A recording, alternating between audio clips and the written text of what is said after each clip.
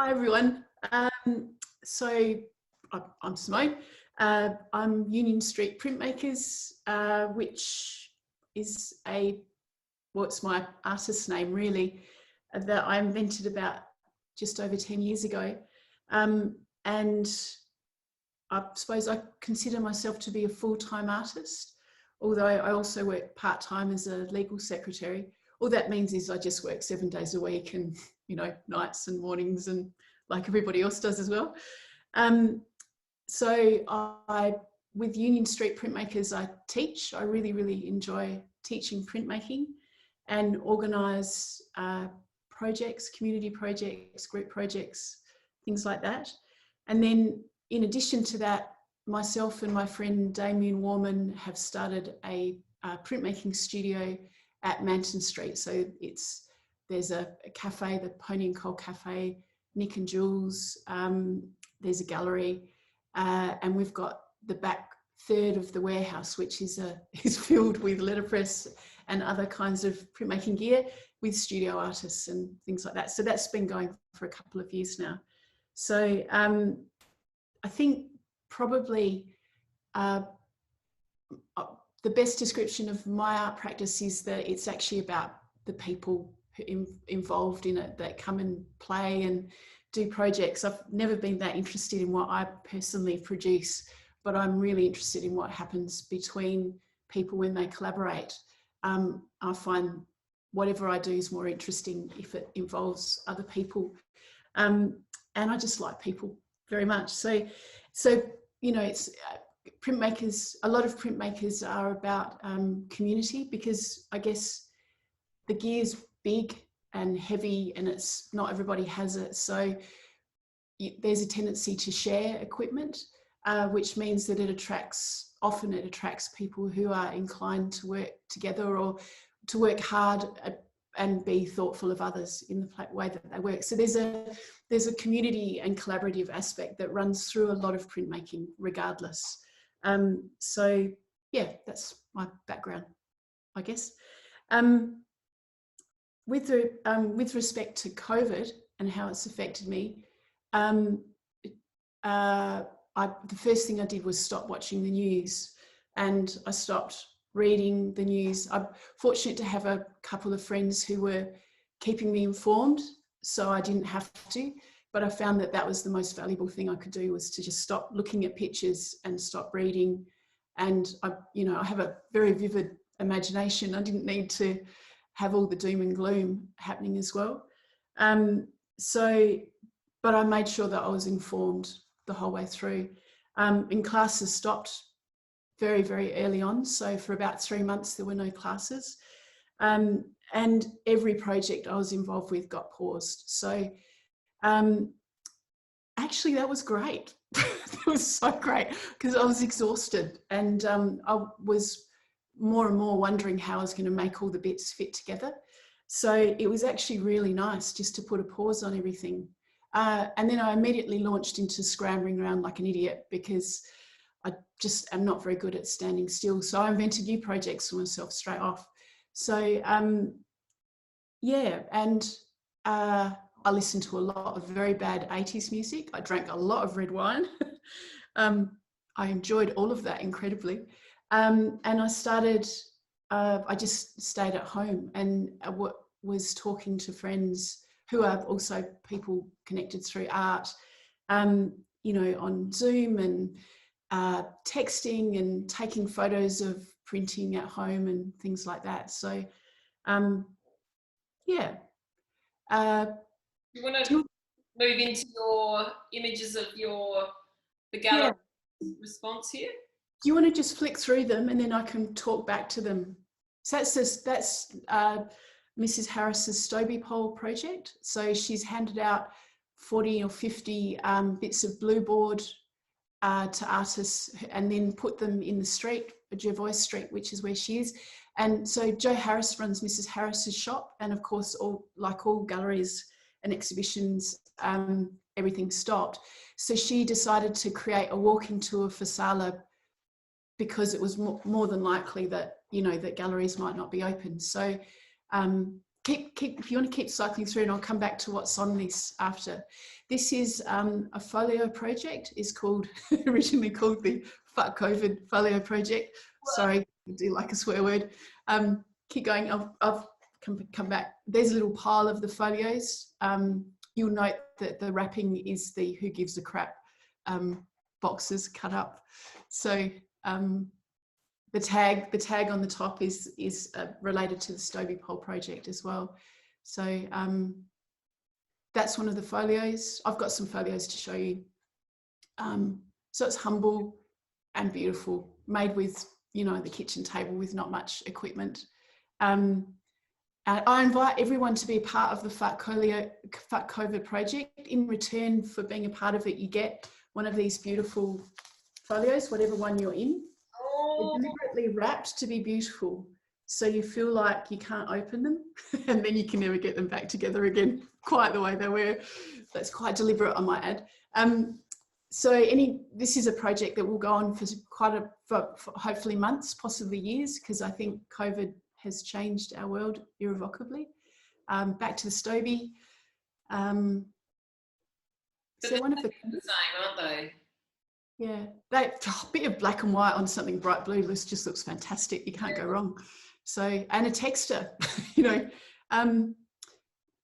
Is there one of the combi there? Oh yes. So, and then there's also all of the different things that people threw themselves into in order to have meaning and to be validated in an art practice and connecting with other people. So for me, one of these things was Julie Patterson, who's a hero of mine. She started a project called the Every 7 Days project, which has been going for maybe a couple of months now. So every week there's a theme, and the idea is that you go and immerse yourself in nature for a week, half an hour, and then you make a responsive work based around the theme. So this was the dripping tap. I got it to drip, and then took a little film of it. So one of the things I did was I started swimming in the sea a couple of times a week. So yeah. Nice. So there was some, you know, everyone was doing little projects on Instagram, and it felt like there was a bit of a mad scramble for meaning and validation, and to be, I don't know, I found that really disconcerting, that need to scramble. Partly because I was doing it myself. I felt like I was even more a hamster on the wheel than normal, needing to make something make sense in the world, if that makes sense. So a friend and I had started swimming, you know, once or twice a week in the sea in January. And so one of the fabulous things about COVID is the number of people who've taken up sea swimming. And so it's become a bit of a thing. And for me, you know, for me, swimming, I used to surf, which is really fun, but I'm 51 now and I'm not as fit as I used to be. So I can't just get in and surf anymore. I need to actually spend 6 months getting fit.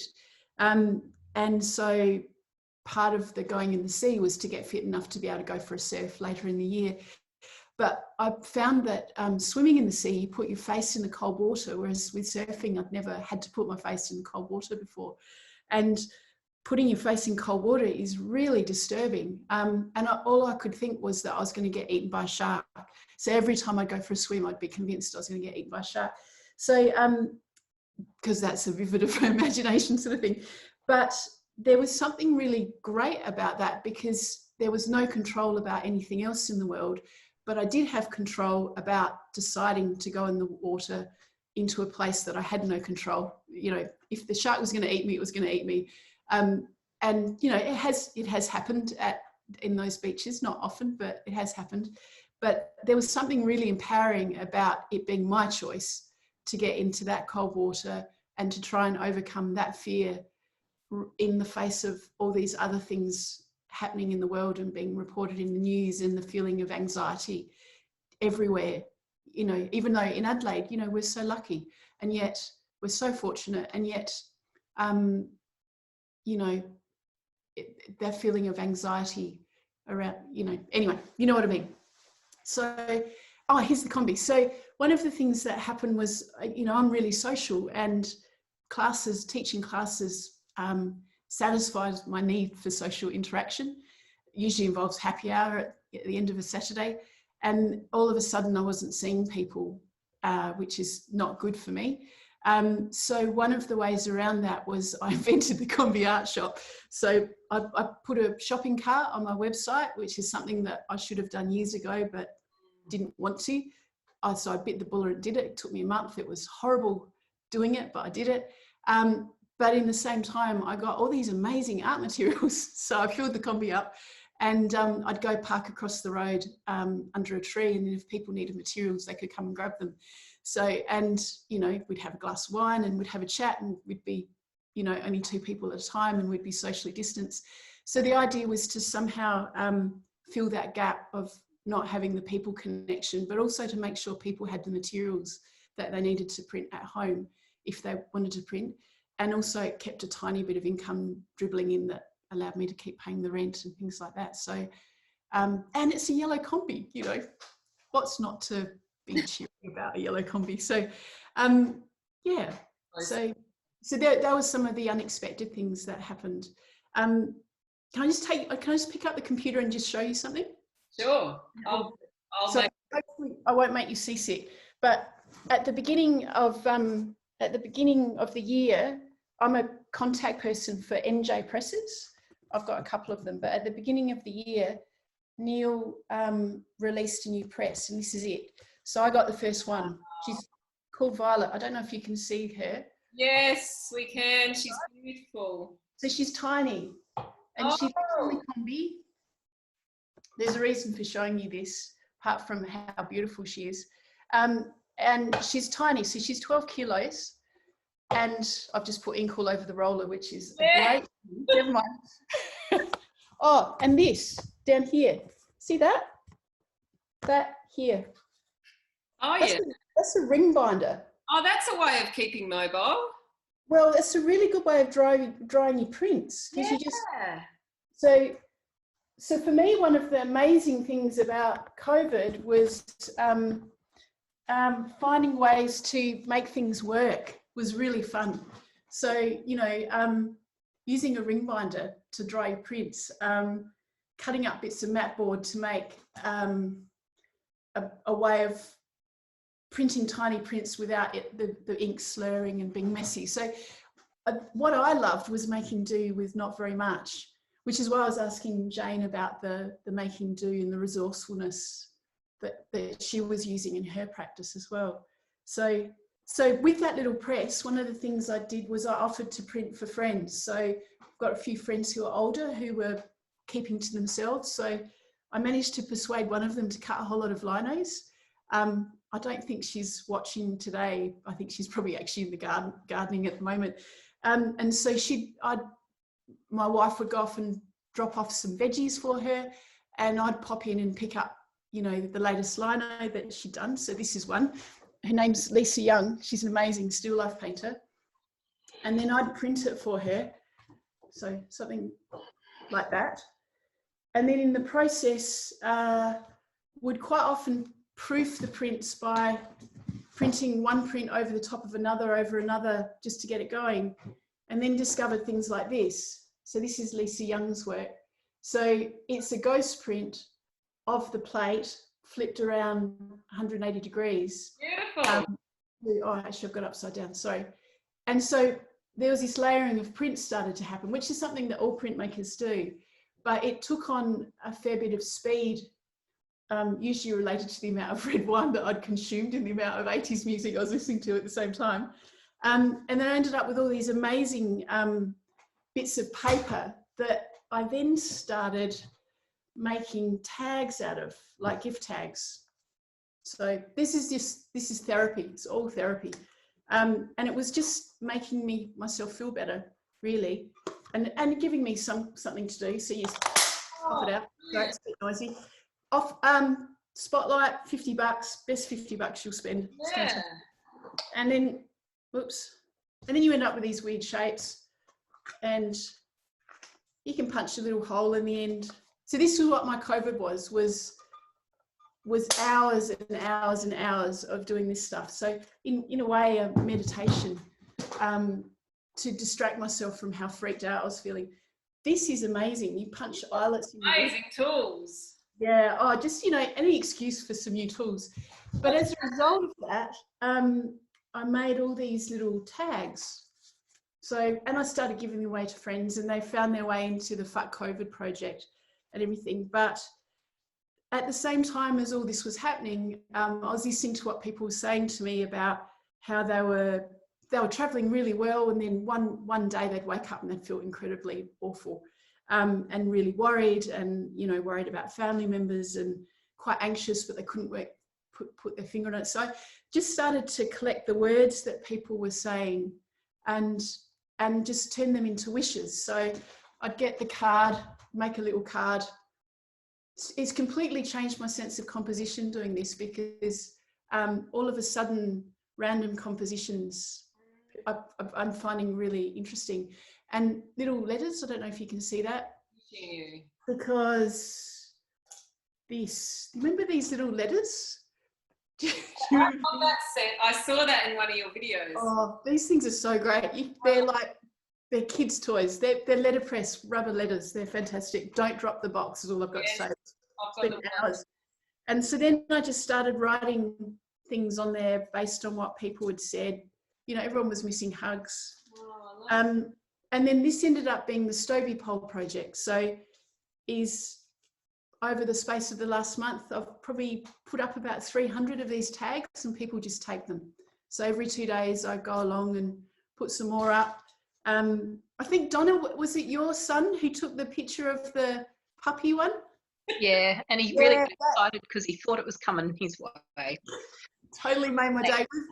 We lost our little dog a year ago, and we've been, you know, looking for another little dog. You can't get a dog for love nor money at the moment, so we're desperate for a little dog. So it made my day when you sent that photo of your son with that picture. So yeah, so that's the Stoby Poll project, is this idea of listening to what people were saying, and what Jane was saying about listening. So from my point of view, I feel like my job as an artist is to witness things, because I'm witnessing it from a position of good fortune and relative safety compared to the rest of the world, and not taking it for granted, and just to reflect it back and to offer some optimism and support. So these are all, mostly they're single words. They're all optimistic. Some are more exciting than others, like fun. So, but it's just a gift back really to the world. I don't know if you guys ever saw, if you're a Doctor Who fan, there was, I think it might have been the last series, there was an episode of Doctor Who called Demons of the Punjab, and it was about India and Pakistan separating, and there were these weird monsters that were always around when someone died or got murdered. And so the assumption was that they were the aliens that were killing people, but actually what they were through a whole series of events was they had been assassins, but now there was only 3 of them left, and their job was to witness what was going on in the world. And so people would die and bad things would happen, but their job was just to be there to witness it. And to me, it feels a bit like what my job is as an artist at the moment, is to just notice what's happening in the world. So all of the stuff I'm talking about today is really about being a part of that idea of witnessing and sharing and trying to reflect something positive and optimistic back in a place when people were really struggling.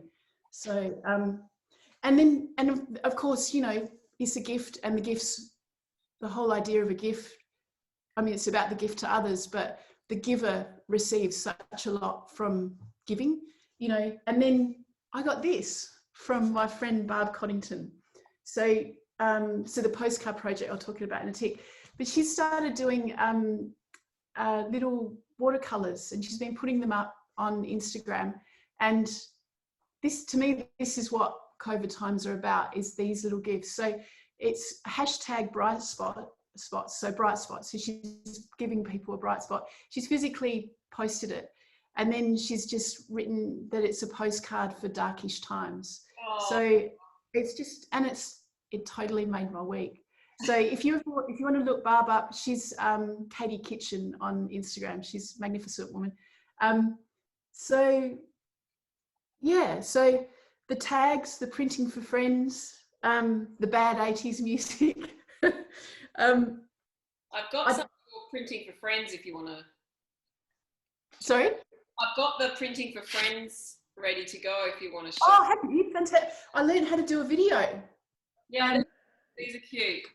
It's a bit clunky because I couldn't embed the video, but we can link to it. So there's a free app you can get on your phone called Adobe Spark Video. It's free and it's so easy to use. I taught myself to use it in 5 minutes, and I'm not particularly techie. So it was quite fun learning how to film with one hand as you're rolling the press. Yeah, I wondered how you did that. Very badly. They're so, the whole energy of them is so meditative. And, you know, I was listening to Fat Swaller. You know, he's been listening to a lot of Fat Swaller. He's a jaunty, positive, beautiful soul.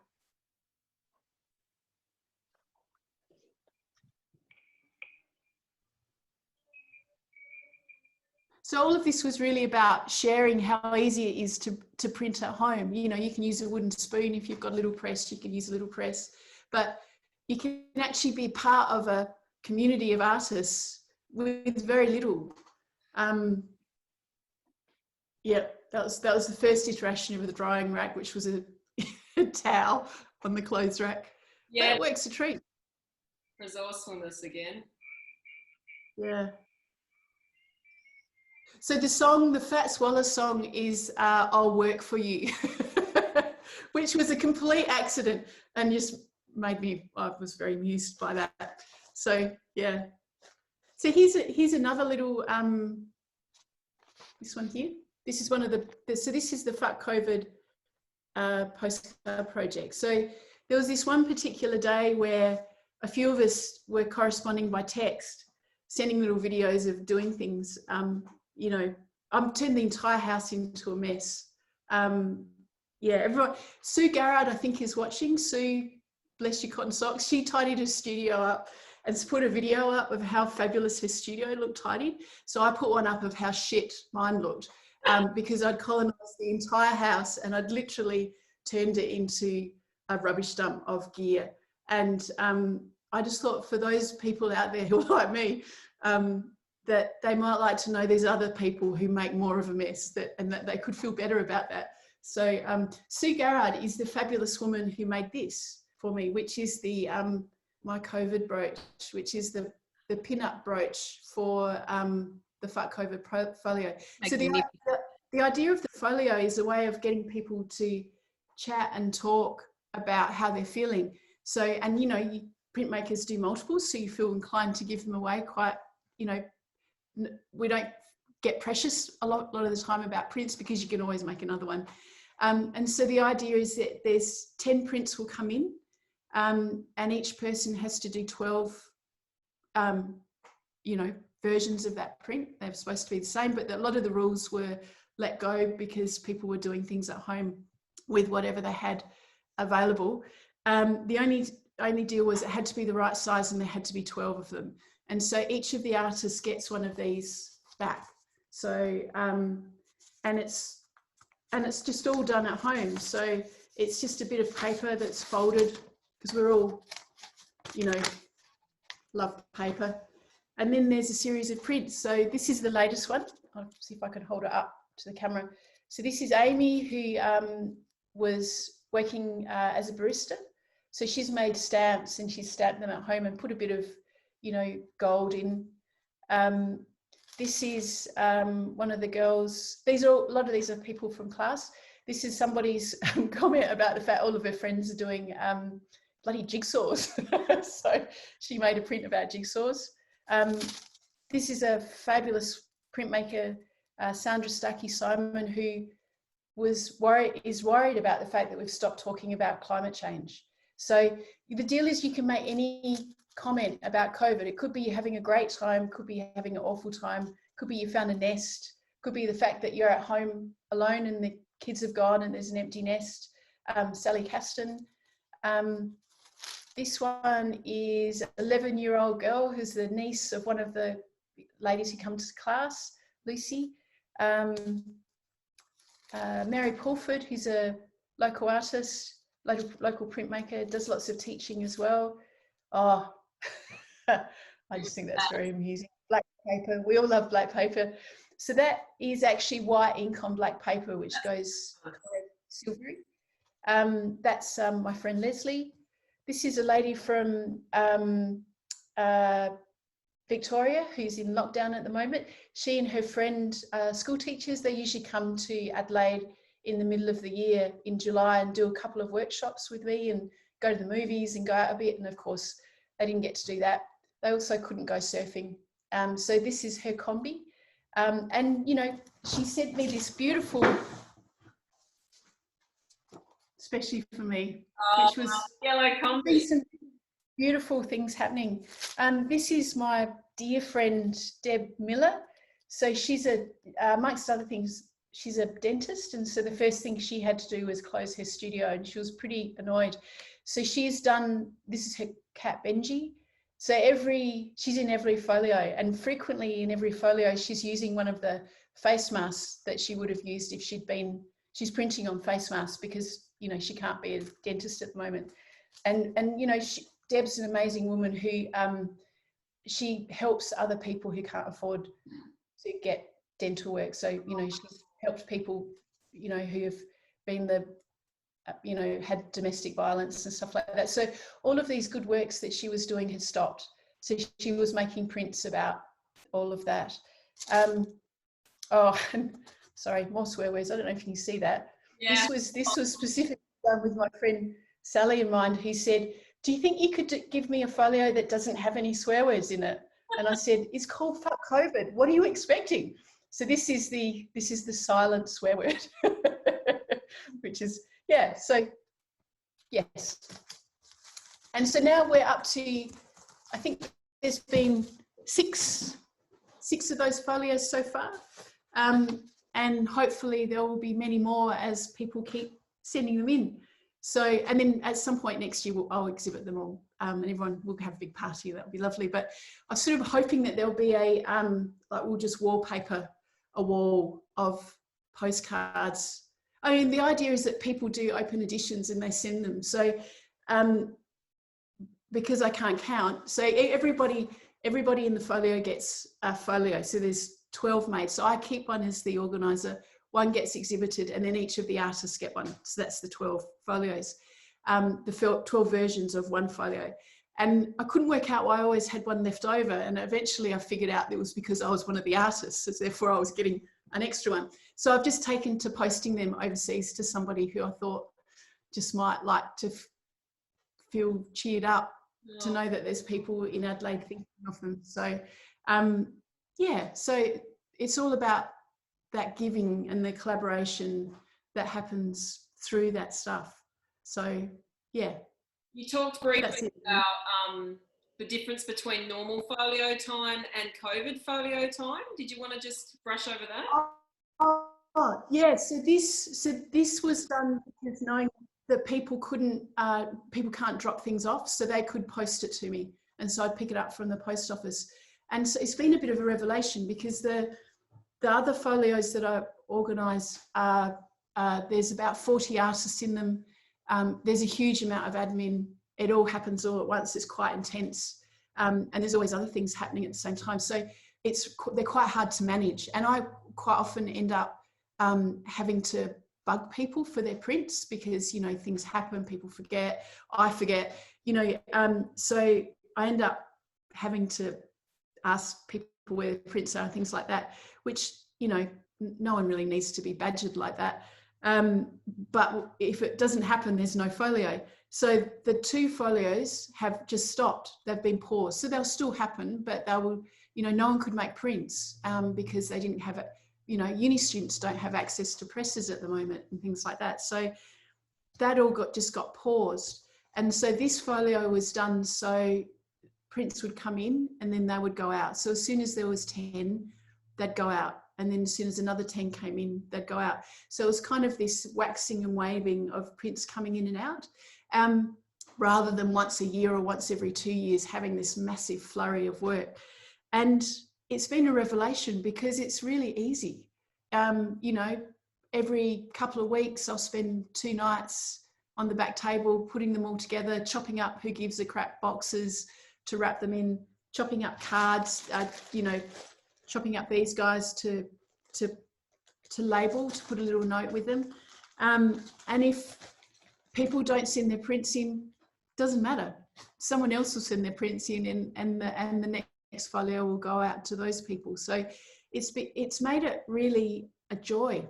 So it's taken all the complications out of organising a folio. So part of COVID has been discovering new ways of working that have been really interesting and I've found quite inspiring.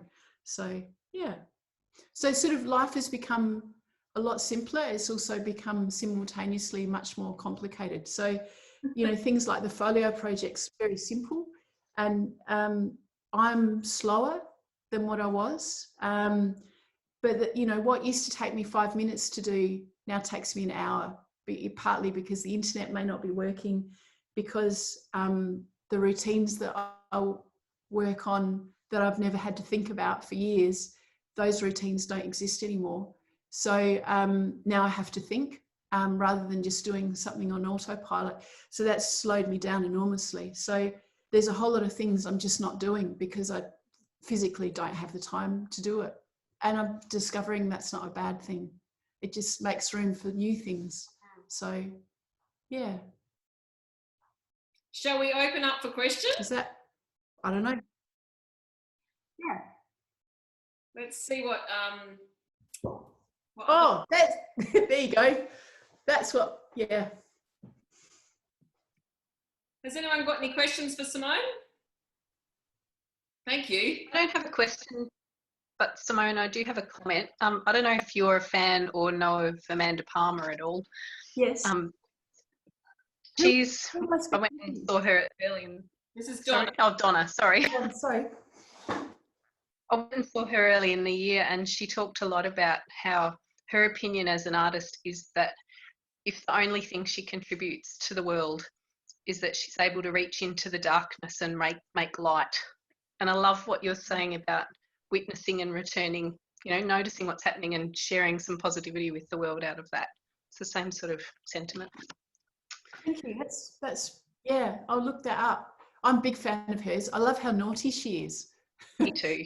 but at the same time she's naughty, there's still that underpinning of quite a lot of seriousness. Yeah, discipline. Yeah. I'm so excited that we've captured all this work that you've done in this like 35-minute slot. Like your response to COVID is outstanding, you know. I'm not very good at doing nothing. I can see that. I aspire to get better at doing nothing, but yeah, I know the other thing is that I need to move. Like I'm not very good at sitting still, as you can tell by the way I'm bouncing around at the moment. Is that you know, riding my push bike, going for a swim, walking around a studio. So I couldn't walk around a studio anymore. So, and I actually, I'm really fortunate to have good mental health. I'm utterly convinced that one of the reasons I've got good mental health is I can't sit still. So I have to move. And I know the flip side of that is if you can't sit still, then you lack calmness and the meditational things that you need to be well. But I just function better when I'm moving, you know, and I hadn't actually noticed that. So, you know, I ride my push bike to work. I no longer take that for granted. I ride home past the Stoby pole, and this is in my handbag. So yeah, I work for Folios, by the way. So this is in my handbag, a hammer, and you know, and I restock the Stoby pole every 2 days. And you know, it's good for me to get down on my hands and knees, and you know, it's not a penance, but it's an act of, it's a gift. You know, it's a thing to offer. And, you know, that getting up and down and doing that, you know, that it just works for me. It makes me, oh, you've got a puppy. This is Minnie. Oh, I'm so jealous. Yeah. So, and that comes back to that, what we were talking about, a labour of love. For me, an art practice is a labour of love. It's about the connections between people, you know, and through that I create things that are meaningful to me, some of which might be my own work, but generally speaking is actually something that's done with somebody else. And I know that it's not everybody's way, but it really works for me. So, you know, the steamroller, last year we did 2 steamroller print events. And so out of that, you know, they're community print events, and hopefully we'll do another one this year, but, you know, we'll see how that goes. If we're thinking that if it's not possible to have people there for the steamroller event, what we might do is find a way to stream it. So we'll have a few people doing it and then stream it for other people to see. But out of that event was printing the blocks onto tea towels, and then, you know, the sale of those tea towels helps keep the studio alive, but it also means that I can give them back to people to say thank you for being involved with the project. And, you know, so this is what they look like when they're all done. So it's all done at home. I mean, it's an act of lunacy, you know. I mean, it takes a really long time to print a single tea towel that you sell for $30, and it costs $15 to produce it, and you do all that work for nothing. You know, it's a crazy thing to do, but somehow it's a labour of love, and it actually is tedious doing it. When I say it's tedious doing it, it's great fun doing it the first few times, but by the time you've done your 600th tea towel, it's getting a little bit tedious. But out of that is I started, you know, something else will happen. So, you know, I was mucking around with the postcards, and so I started just when I thought I was going to go insane from boredom, I just started printing the tea towel blocks over each other again and again. So they're monoprints, and they're gorgeous. But they're all different. They're all weird. They all have bits of the people who are involved with the project. None of the people in the project know that I've done this yet, by the way. So, launch. Meet the maker. This will become an exhibition, I hope, in, you know, next year or the year after, that will be a part of everybody who's been involved with these projects. So I like doing the hack work, the physical hack work that goes into this. And also like the fact that you learn really interesting things about composition when you randomly start to lie things down on each other. And so what's going on here is there's the solid print, which is from a lino, and then the pale print in the background is a ghost print. So a ghost print is where you run it through the press again and again, but you don't re-ink it. And so you get these pale layers of greys and blacks happening. And, you know, Greta, I think, is really into colour. I'm really into black and white. So I find colour to be quite mystifying. So yeah, so this just works for me.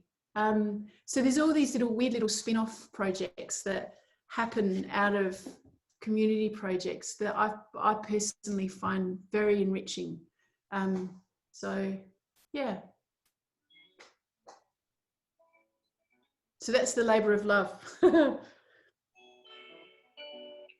I'm just playing your steamroller video. Oh, yes.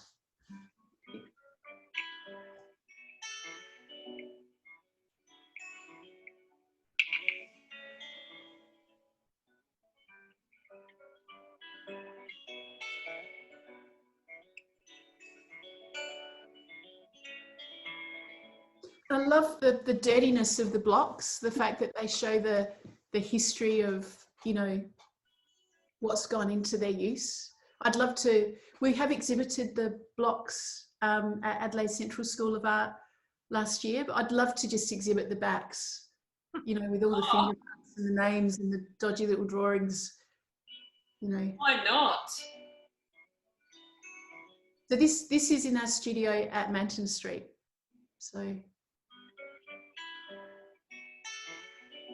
lots of tea towels.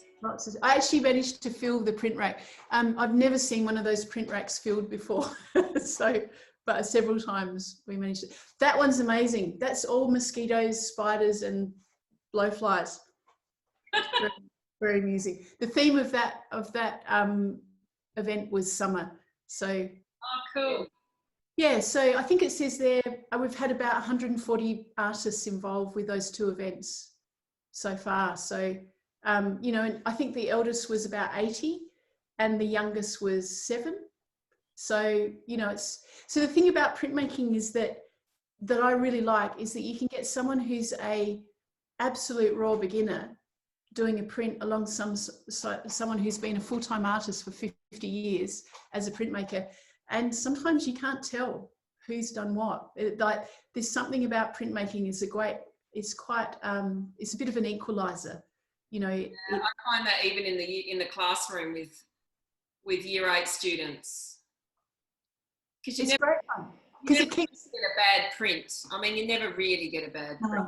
And if you're not so keen on the image, the process is really interesting. So there's always something constructive to talk about. You know, and for a beginner to see their print alongside someone who's a proper artist, proper real good artist, and feel worthwhile is amazing to see what the look on their face when they realize they can do it. It's also really great for the person who's been an artist for 50 years to realize that the 7-year-olds just knocked out a print that actually is pretty fabulous. It keeps the experienced artists on their toes. So you know, there's that lovely democratic aspect to printmaking, and also the fact that printmaking, you know, is by its nature is subversive. There's no you know, what's it called when you say you're not allowed to do things? What's that word? There's no censorship.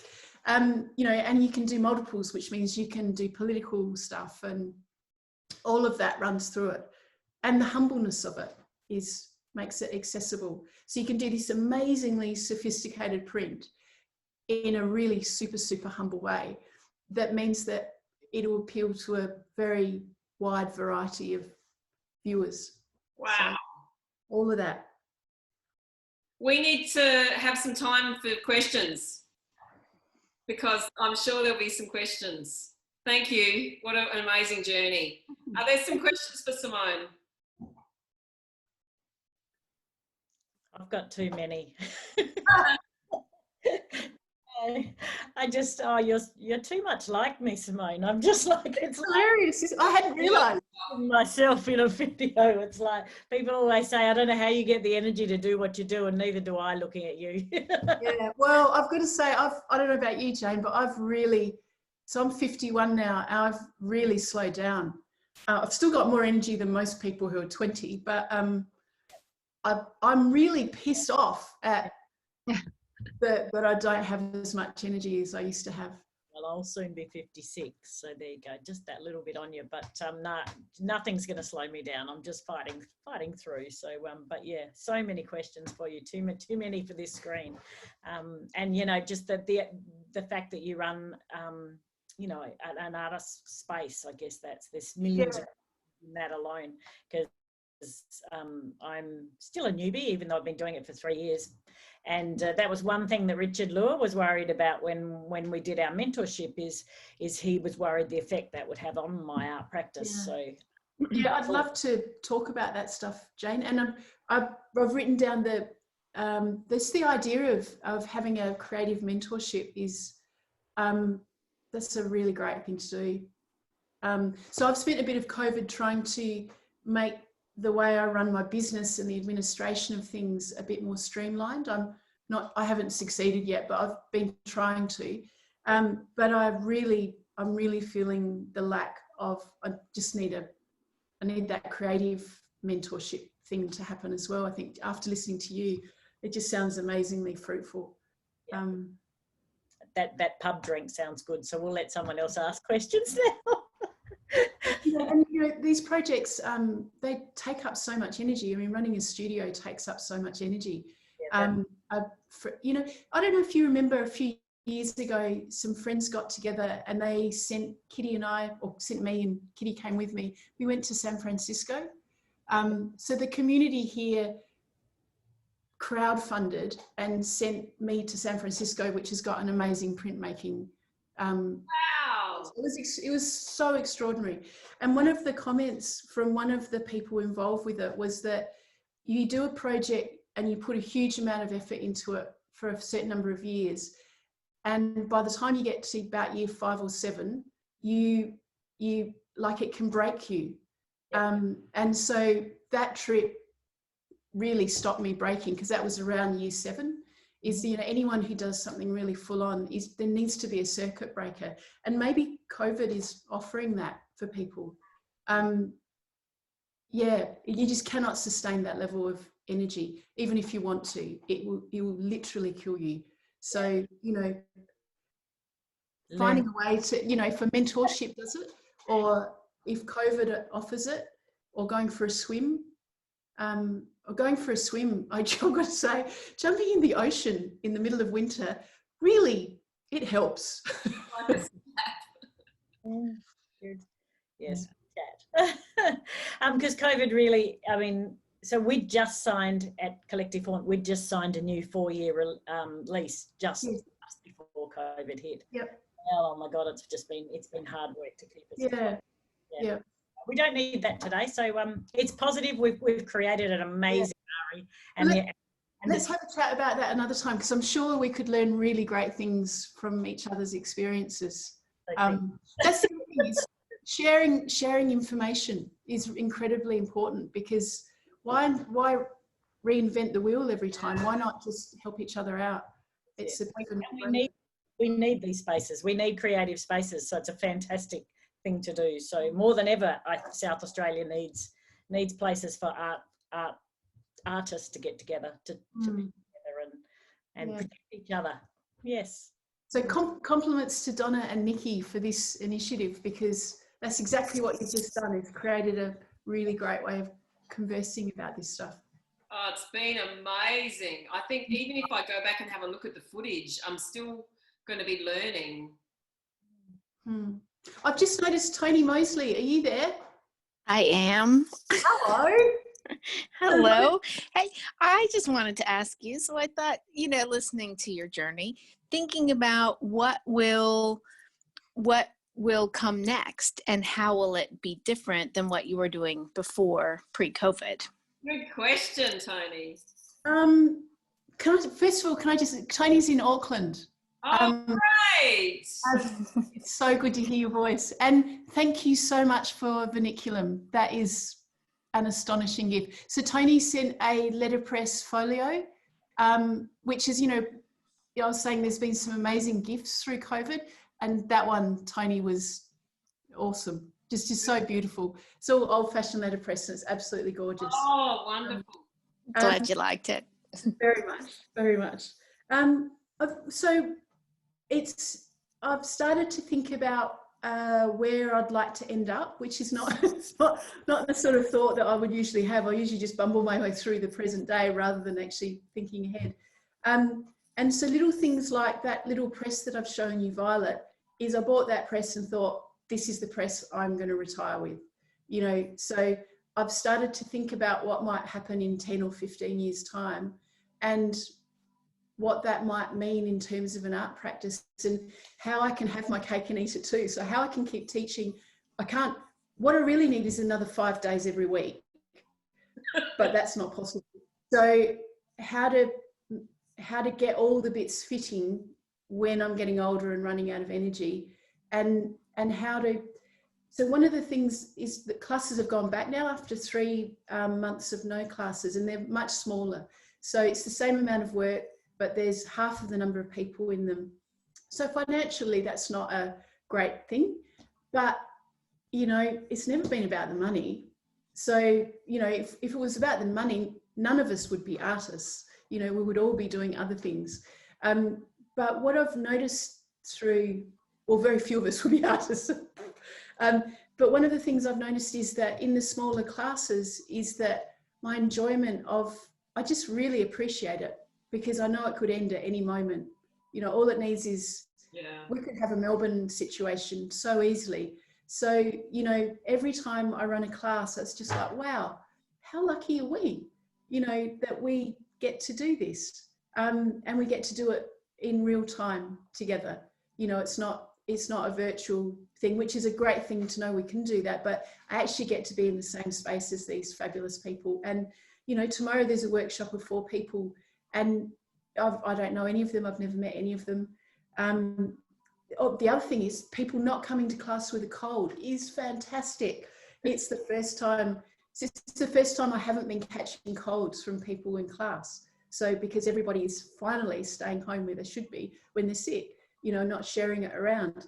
So all those little things have been pretty fabulous developments. So, and the way that people are interacting in classes is they're really present. You know, they are really in the space and soaking it up. And that's why I was asking Deb about whether, you know, her classes, she'd felt a change in her classes. But with the adults, like there's a degree of intensity and intimacy in the reaction, in what's happening in the conversations in class that is amazing. Like it's really honest and raw and really beautiful. And I'm feeling pretty fortunate to experience it. So, yeah. So I'm finding that in my workshops too. And it really is a whole different feel, isn't it? Yeah, it's like the world has just, Remarkable. It's changed in so many ways, but it's changed in those ways as well. You know, I walk down the street and, you know, I've had fabulous conversations with homeless people sleeping rough, you know, where that's really nice. It's nice to be talking to people that normally you wouldn't talk to. So Tony, getting back to what you were just asking is how to hang on to that stuff when when things are normalized and we stop noticing the changes. How do you hang on to that sense of freshness and awareness? And what Greta was talking about, the interconnectedness of things, you know, how do you hang on to all those bits when it becomes a new routine? Wow. So no idea how, but you know, that's the idea, is to work out how to do that. Yeah. It's a good thing to leave us on.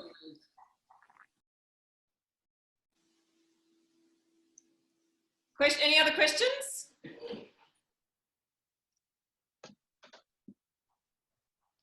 Hi, Teresa.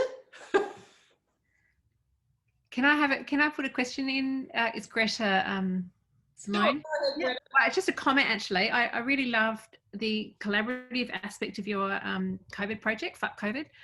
And I just think there's so many, I love how you've actually, the whole thing of like this pivot idea, you know, how it's like a real catchword at the moment. Oh, I'm going to pivot, you're kind of thinking and you practice. And I think you've really shown how to do that.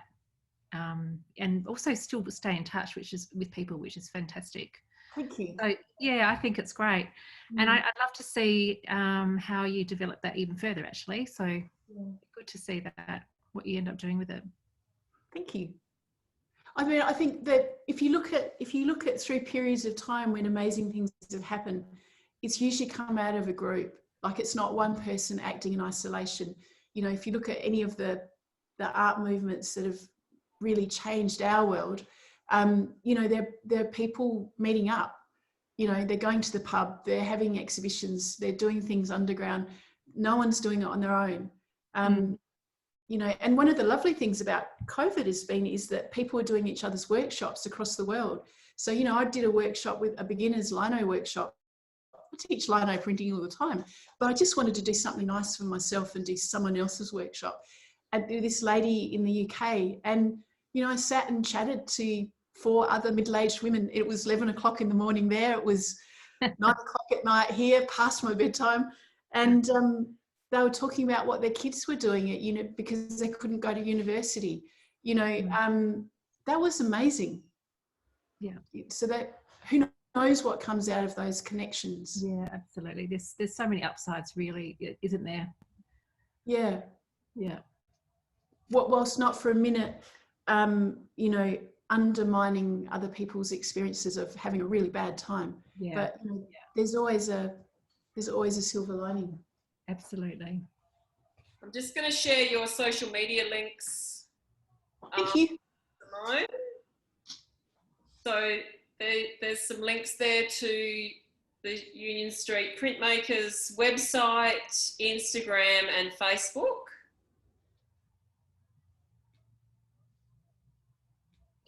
And as we're wrapping up, there is a link to our survey regarding the event. It's really useful. That'll disappear as soon as the conference ends. So it's in our Facebook page as well. And you can find us on duckandweave.online. And just on behalf of Duck and Weave, thank you, Simone. That was amazing. Like, I think you were worried you were going to have enough to talk about. Oh God, talking's not a problem. We could have kept going. It was beautiful and focused, and the journey through COVID, I think it's really special. I feel really excited that we've captured that, because just the work of everyone and the COVID work, and just bringing artists together and capturing it. I think it's really important. We're all busy furrowing away in our studios, and just to get everyone's head out and coming together, I think it's really, really special. Donna, would you like to say anything? I'd just really like to thank all of you for joining us as our viewers today. It's been excellent. And for the people who've stuck it out all day, wow. Thank you so much. It's been excellent feeling that support from everybody. Thank you very much. Thank you. And I think this is the golden hour, I think, Greta. It's beautiful light that I've got blaring in my eyes, but it's probably time to get out for a bit of a walk. Oh, definitely. Sunset's beautiful. Yeah. Thank you again. That was Thanks, wonderful. everybody. Thank you very much. Thanks.